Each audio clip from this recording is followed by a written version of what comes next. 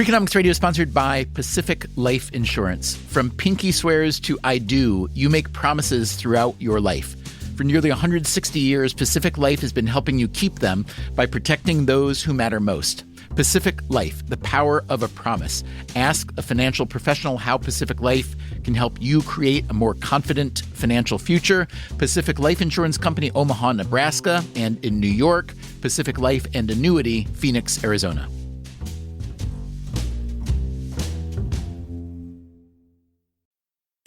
Freakonomics Radio is sponsored by Hotels.com. Hotels.com gives you access to hundreds of thousands of hotels worldwide. And when you join for free, you can save up to 20% instantly with member prices. Plus, every stay earns rewards. So when you book one trip, you're already lowering the cost of the next one. Hotels.com is simple, rewarding, and designed to help you get more out of every stay. Sign up for free and book today. Hotels.com. It's all in the name.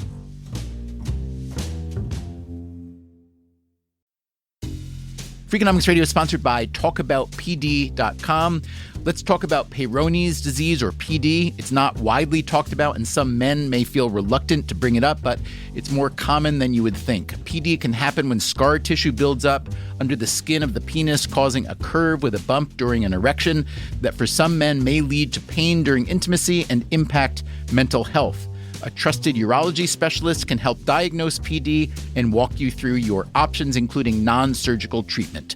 Visit talkaboutpd.com.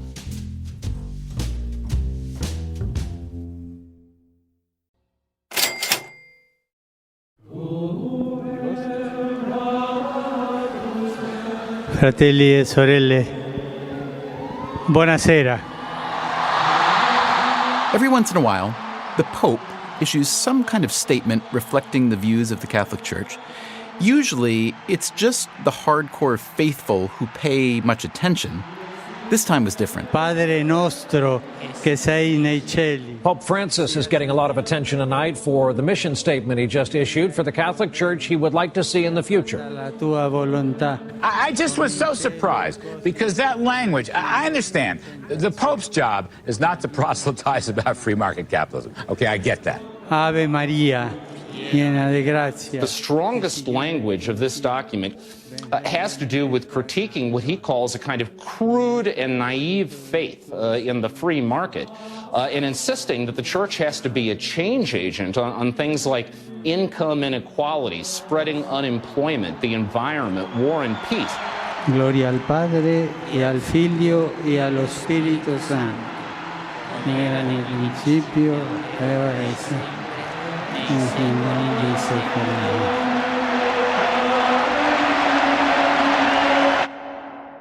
You may be wondering, what is the Pope expecting to happen when he talks about the miseries of the free market system? Yeah, we were wondering that too.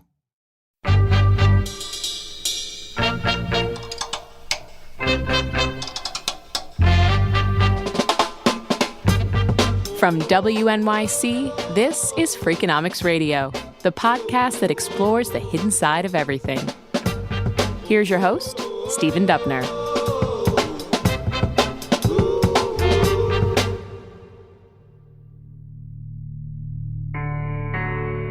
Today we're talking about Pope Francis's recent broadside against the global economy.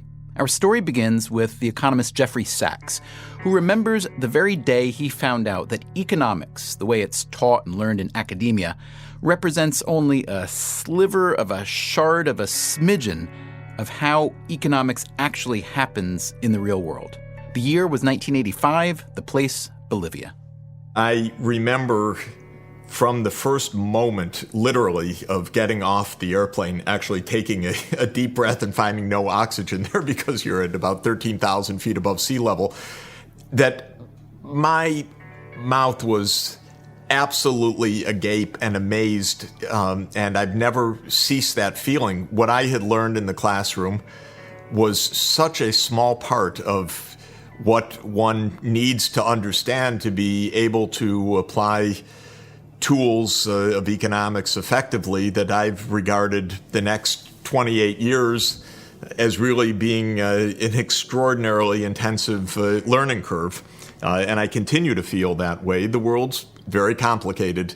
What we can learn from theory and from models and from econometrics is very useful, but if it's done divorced from practice, I think it is almost inevitably profoundly misleading. Jeff Sachs has spent his career trying to keep that marriage alive. The economic theory and modeling that happens in universities and the practice of economics out in the world. These days, he's known as a globe-trotting, poverty-fighting economic superhero, an advisor to the United Nations, and director of the Earth Institute at Columbia University. I began as an academic economist, joining the faculty at Harvard University in 1980. He was awarded tenure at just 28. When he went to Bolivia, he was asked to help tame that country's hyperinflation. Really, it was hyperinflation. In 1 year, prices had risen by about 20,000%. And I worked in Latin America very extensively for several years after the work in Bolivia. In 1989, he was contacted by an official in the Polish government looking for some economic advice. And I told them that I would be interested, but frankly, as long as my hero, the Solidarity leader, Lech Wałęsa, was under house arrest, I wasn't really able to do it. And you know what happens next, right? He called me back a few weeks later, said, well, we're making a deal with Solidarity. Things are moving. Would you come? And I became Poland's economic advisor, and communism fell, and I was there and played some role in helping to design the transition from a completely collapsed and defunct centrally planned economy back to a market economy. Sachs's work in Poland became a calling card for much of the former Soviet Union, including the mothership, Russia. Working with Gorbachev and Yeltsin and many leaders around the region on this transition back from the failed communist era. With that on his resume, Sachs was called upon to work on economic reform in India, in China. And then in 1995, another quite decisive turn for me was an invitation to Zambia and to see what this experience and these lessons might mean for Africa.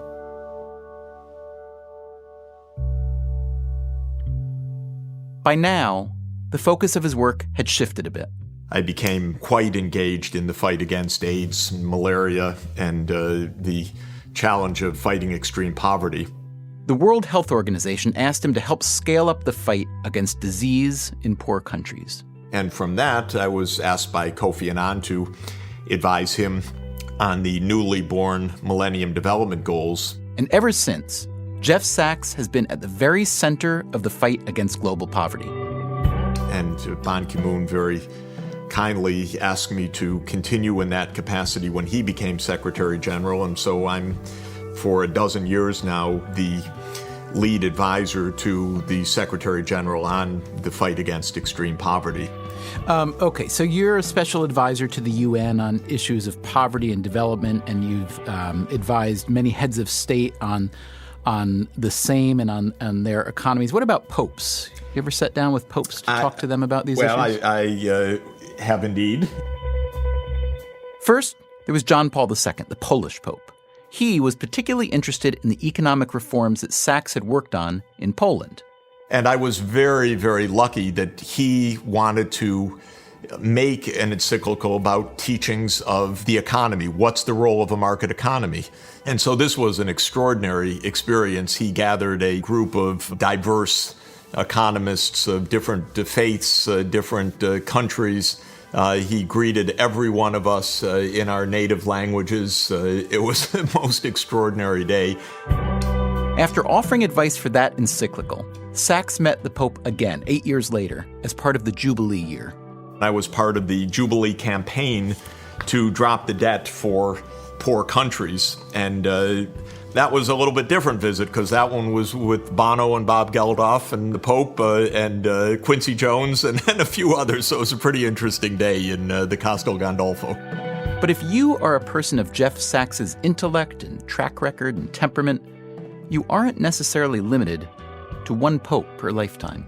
Then recently, I saw and met this new, absolutely wonderful, wondrous Pope Francis at the Vatican last month, and have been quite involved with the Pontiff-icating Academy of Social Sciences in recent months, discussing the challenges of poverty, because this is at the core of Pope Francis's interests.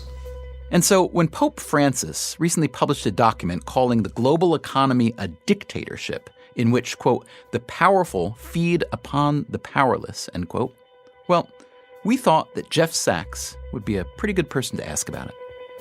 First, let me say I'm a believer in a market economy, and I would imagine Pope Francis, too, is a believer in a market economy.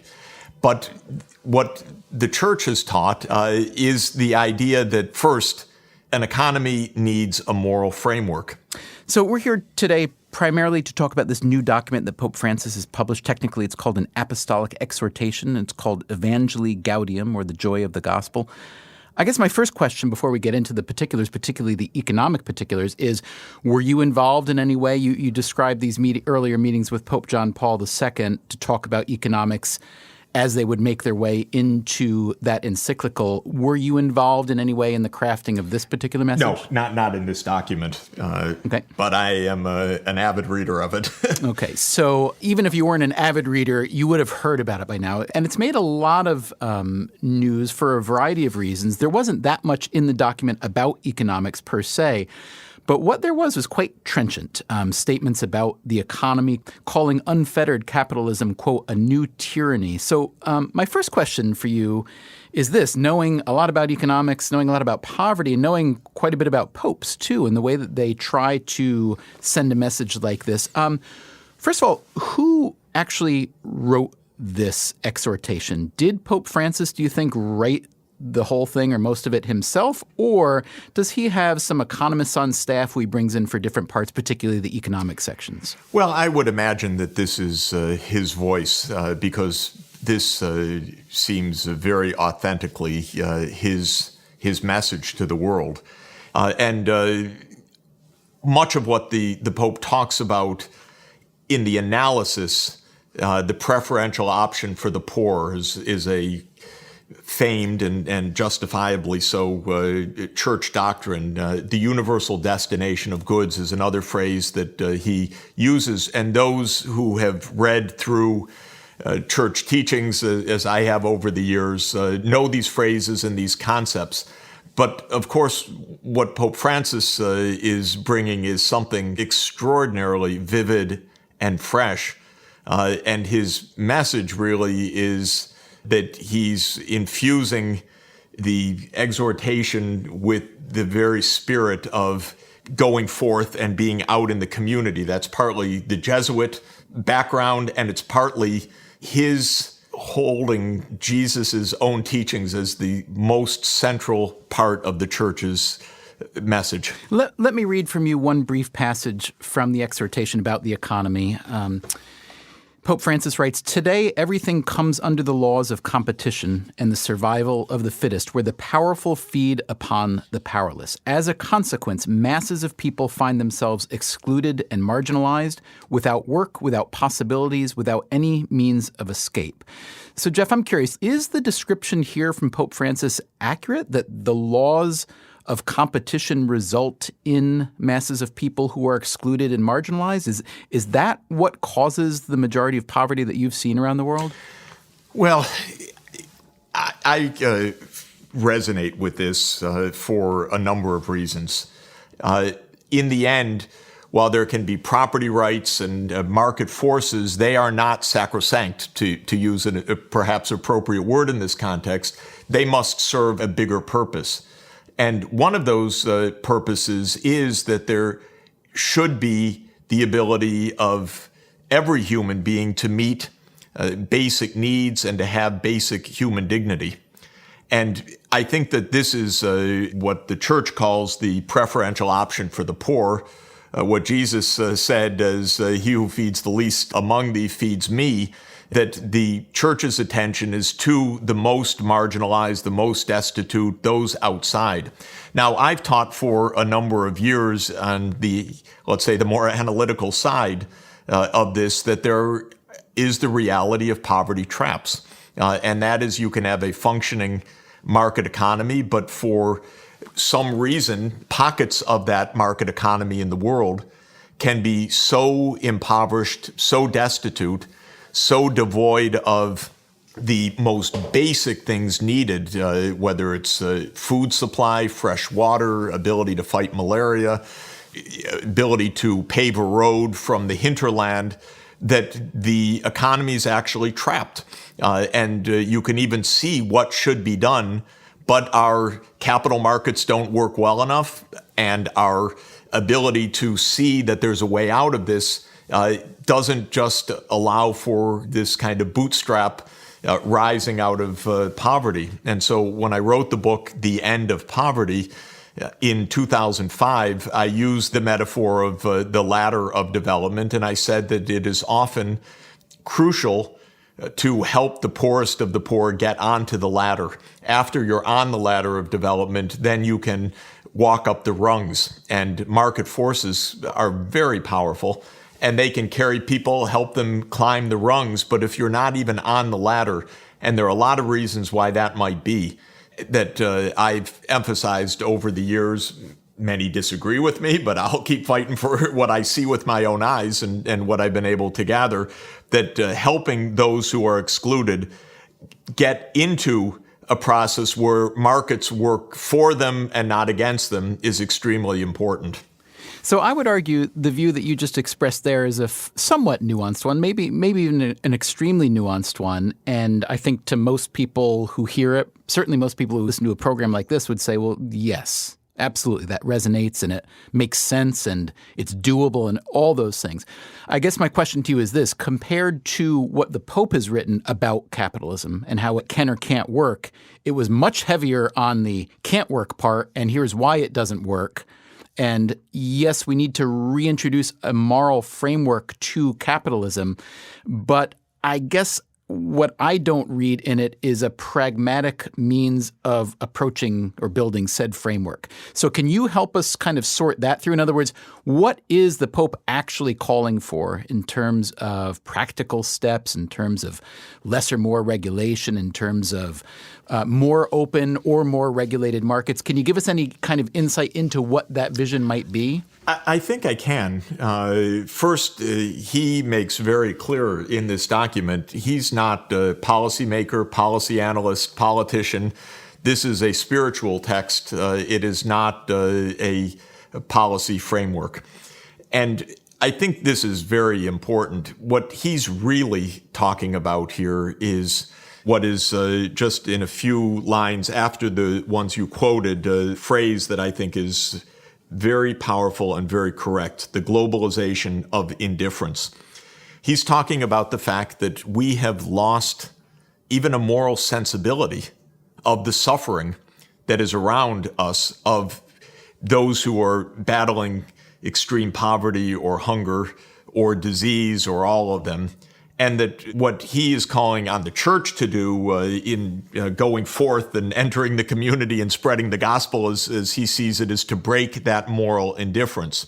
Now, I was at the Vatican just a few days ago for very practical discussions about programmatic things, because the church also has a huge network of clinics, hospitals, schools.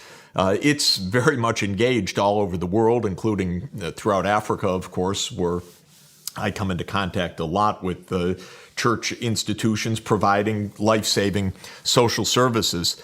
So there are a lot of pragmatic things to say. I discussed how information technology can be mobilized to improve healthcare delivery, to improve education, very specific kinds of things. And there was huge interest in that, not only high abstraction. But I think what the Pope is really talking about here is breaking that indifference. And I have to say, I see this very much, this indifference. It really does weigh on me very heavily. And I'll give you an example, Stephen. Recently, the global fund to fight AIDS, TB, and malaria came up for its financial replenishment, a 3-year replenishment. I was one of the architects of that global fund 12 years ago. And at the time, George Bush said, look, we won't let money stand in the way. You show that this works and the money will be there. Well, this fund has saved millions of lives. It's delivered. And yet, when it came to the replenishment just now, it couldn't raise the funds for the minimum package. It was saying that it needed at a minimum to fight these 3 diseases $5 billion a year. Mind you, hundreds of millions of people and their lives are at stake. $5 billion we know in macroeconomics is nothing in this world. And yet they could not raise $5 billion a year.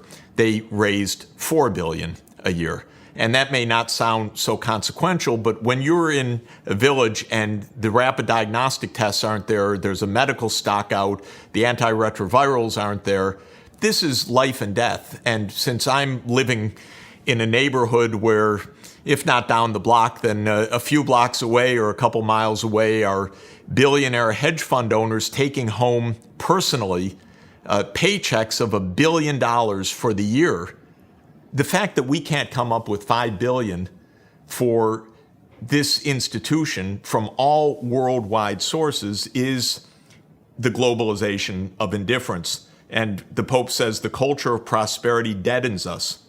This is what he's really talking about.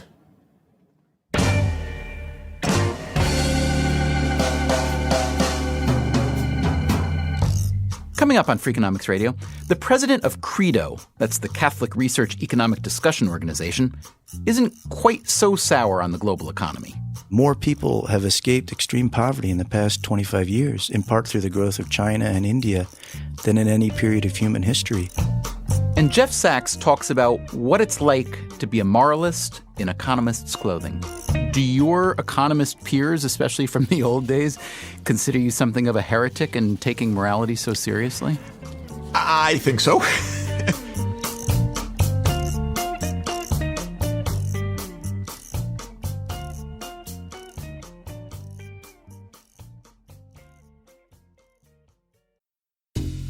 Freakonomics Radio is sponsored by Cash App. Bitcoin is often talked about as an investment, but it was built to be used. With Cash App, you can actually do that. Send Bitcoin instantly, pay at local Square businesses that accept it, or move it to your own wallet whenever you want. It works more like real money and less like something locked in an account. For a limited time, new customers can get $10 added to their balance. Just use code CASHAPP10 when you sign up. And don't forget this part, send at least $5 to a friend in the first 2 weeks. Terms apply. Cash App is a financial services platform, not a bank. Banking services provided by Cash App's bank partners. Bitcoin services provided by Block Inc. brand. For additional information, see the Bitcoin disclosures at cash.app/legal/podcast.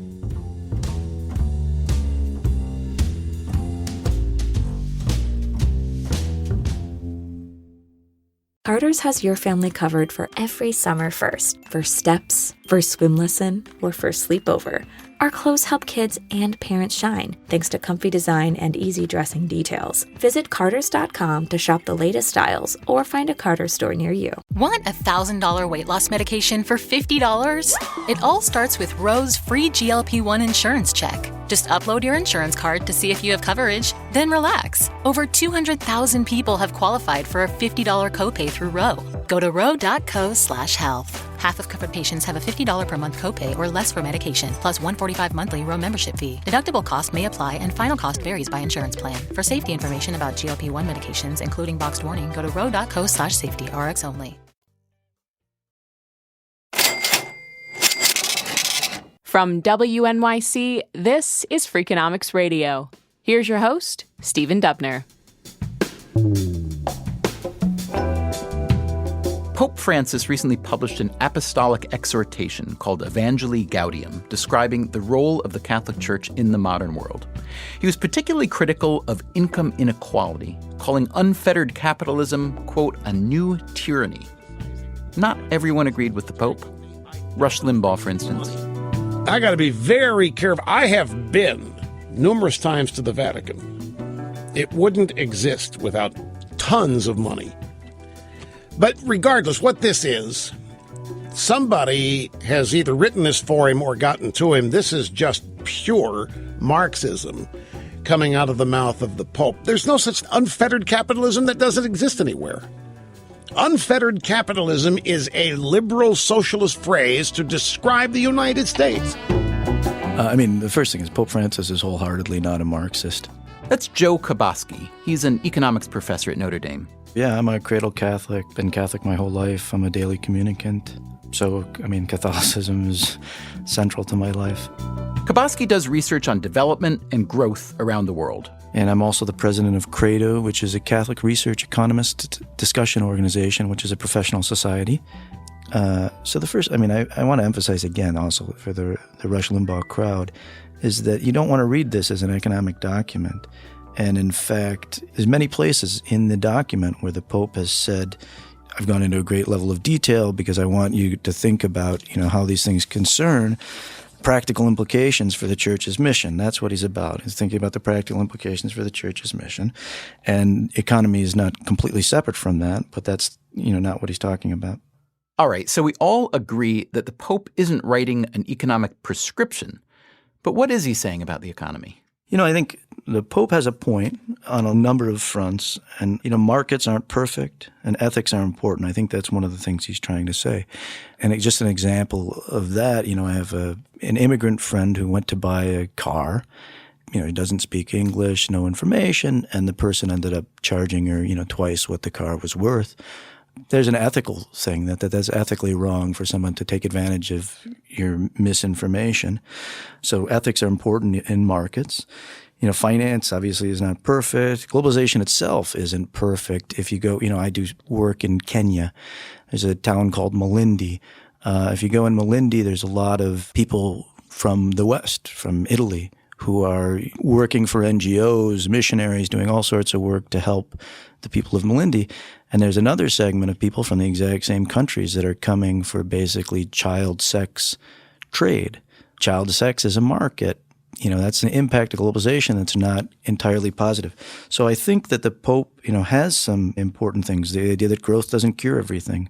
But on the other hand, we've never seen an example of any country that has escaped extreme poverty because of foreign aid or, NGOs. And more people have escaped extreme poverty in the past 25 years, in part through the growth of China and India, than in any period of human history. And all of these miracle countries, miracle in the economic sense, China, South Korea, Taiwan, Hong Kong, Singapore, Chile down in Latin America, they've all grown through high levels of trade, market economies, and that's important. The importance of a market economy you can see no better than South Korea and North Korea. North Korea, people are starving to death and dire poverty, and South Korea is basically a high-income country at this point, and it's because of 40 years of intense growth versus 40 years of stagnation or even, going down.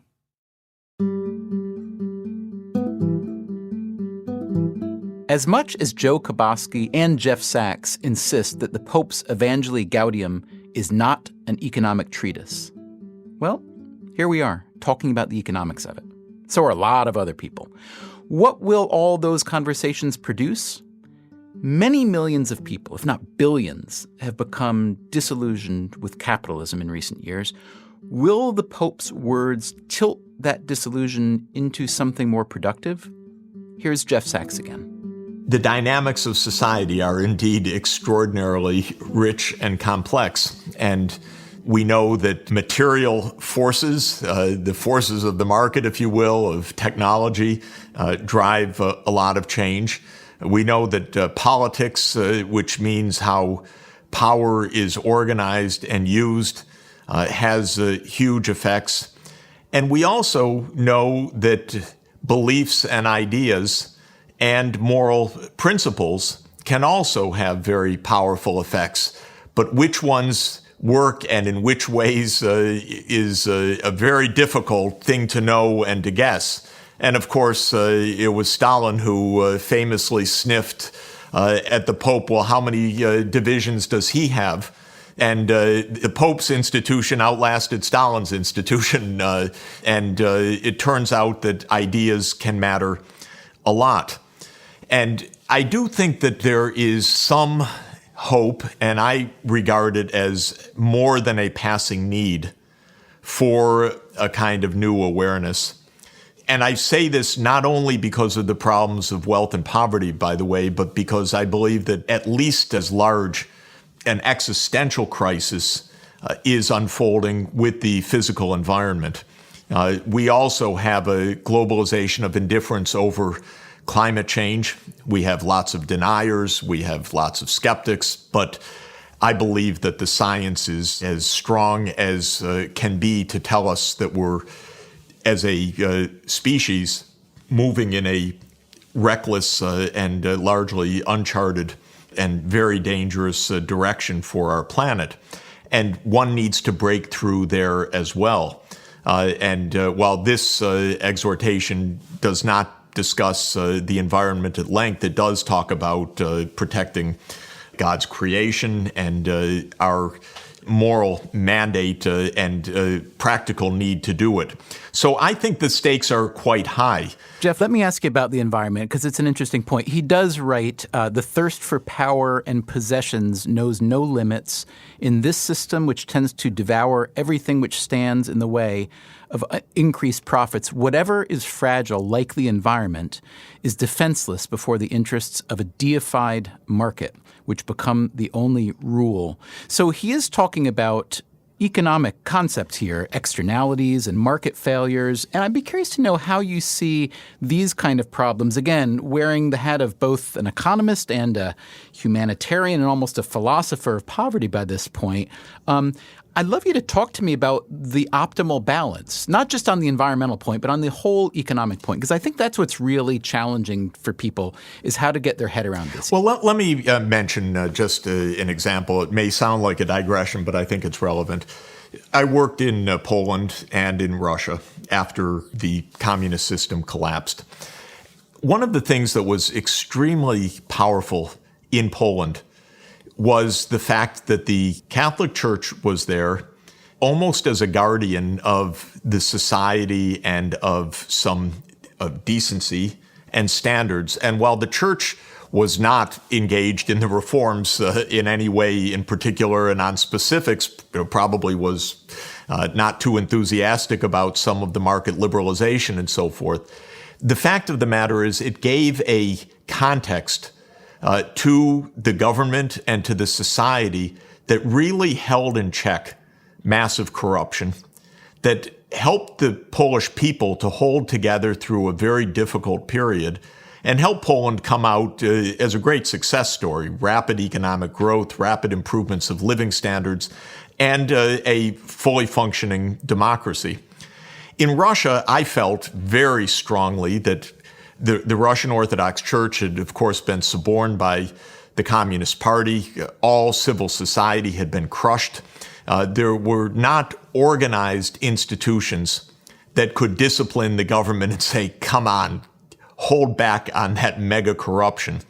And I watched the difference close up. It was very subtle, very complicated, but I believe that the moral framework that Poland found itself in, not explicitly, but as part of its history, as part of its culture, as part of the role of the church and its institutions, played a very important role in helping Poland through the crisis. And the fact that the Communist Party in Russia and its Soviet Union and its brutality had basically slaughtered civil society and brought the church under state control with all that entailed, meant that you didn't have that kind of moral framework that could help to stop what eventually became an orgy of corruption. So this is a very, perhaps a general, I hope not an esoteric point, but that's why I'm a believer in these things, that all of this matters, and that reminding ourselves, and especially hearing it from a pope, that there needs to be a moral framework, that our indifference, our brazenness, our hard-heartedness is no favor to ourselves or to the functioning of our societies. can be extremely powerful in opening eyes and making people rethink. It's so interesting, if you look at the history of economics itself, you see that there used to be a lot of moral sentiment, literally from Adam Smith, in thinking about what economics was or how economics worked. These days, however, economics and economists are not known for trafficking in moral statements or moral judgments, as you put it. Often the moral view is considered kind of naive or passé. I'm curious, do your economist peers, especially from the old days, consider you something of a heretic in taking morality so seriously? I think so. And I do feel that this is a very, very real issue. I find it absolutely necessary for the orientation that I take as what this whole field is about and how I view my own attempts to practice it as inevitably requiring that moral framework anyway. But I think that once you have that perspective, and I must throw in quickly an Aristotelian idea that happiness means also that our institutions comport with our deep human nature, and including our human nature as social animals.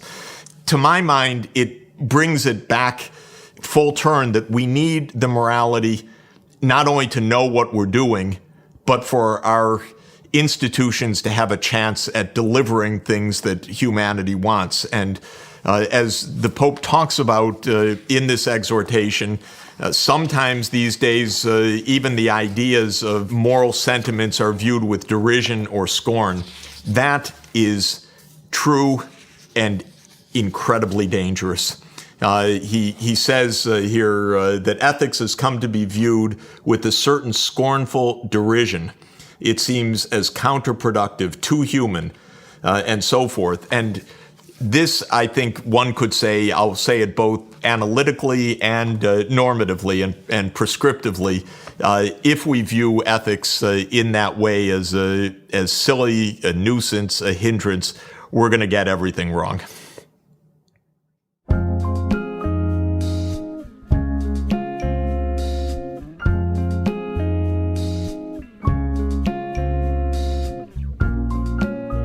It's easy to be skeptical, even cynical, when you hear the leader of the Catholic Church describe the global economy as exclusive and exploitive and too rich for its own good, because those are the very criticisms that could have been levied against the Church itself for quite a few centuries. Even today, the Vatican is hardly a shining example of financial rectitude, so if you wanted to, you could dismiss the Pope's message here as a pot calling the kettle black situation or just a statement of moral platitudes.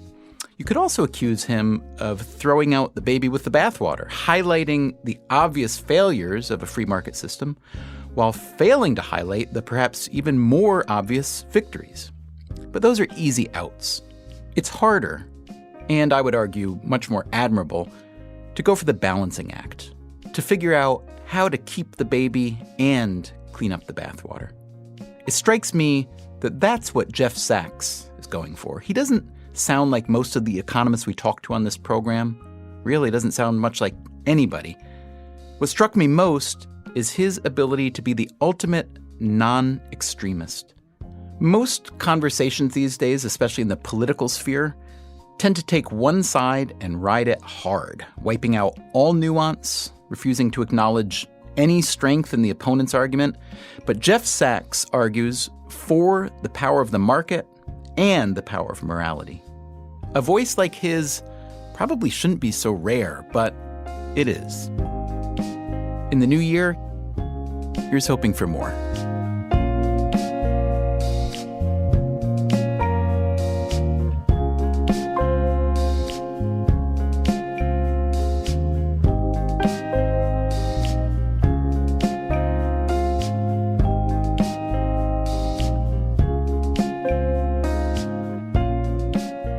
On next week's show, my co-author Steve Levitt once had an idea that was so repulsive, so repugnant, that we're bringing it back for an encore. One thing I know would work is just take a little can, like say a baby food jar, and fill it with vomit, okay? And wear it around your neck. And every time you decide that you're hungry, just open the jar and take a little sniff. And I guarantee you, you will lose weight. If you ask an economist how to lose weight, you are probably not going to like the answer. The clever and sometimes disgusting ways to trick yourself into making a commitment. That's next time on Freakonomics Radio.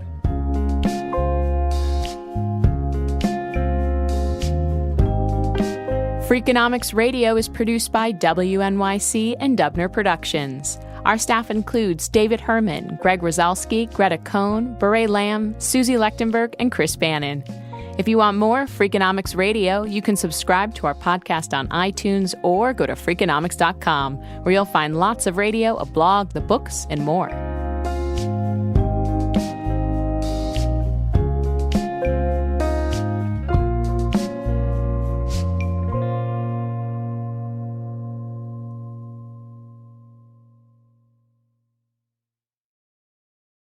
Hi, I'm Angie Hicks, co-founder of Angie, and one thing I've learned is that you buy a house, but you make it a home. Because with every fix, update, and renovation, it becomes a little more your own. So you need all your jobs done well. For nearly 30 years, Angie has helped millions of homeowners hire skilled pros for the projects that matter. From plumbing to electrical, roof repair to deck upgrades. So leave it to the pros who will get your jobs done well. Angie, the one you trust to find the ones you trust. Find a pro for your project at Angie.com.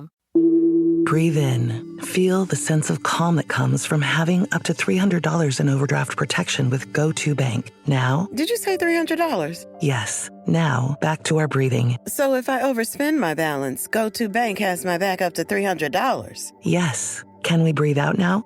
Less worries, more zen, with over $300 in overdraft protection. Tap to open an account today. Eligible direct deposits and opt-in required for overdraft protection. Fees, terms, and conditions apply. Talk about regrets.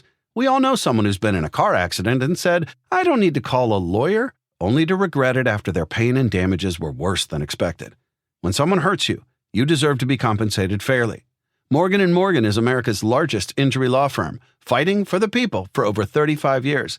Injured? Visit forthepeople.com/podcast. That's forthepeople.com/podcast. Their fee is free unless they win.